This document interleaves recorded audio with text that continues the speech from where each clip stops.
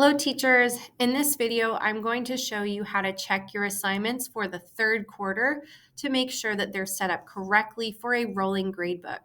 This video will be the same for both year-long classes and semester classes. So first, I'm in my gradebook. Pick whatever your first class period and section is.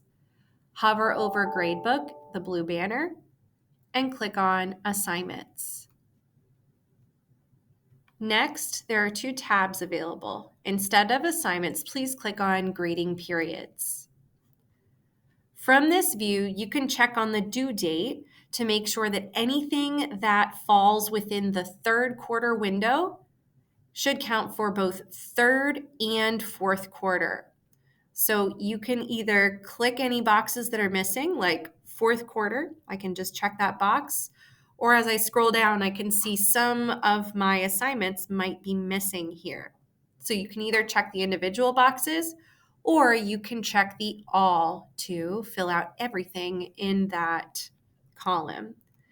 Once you've fixed your check boxes, you can click Save Grading Periods. One thing to note is that this says showing 1 to 11 of 11 assignments.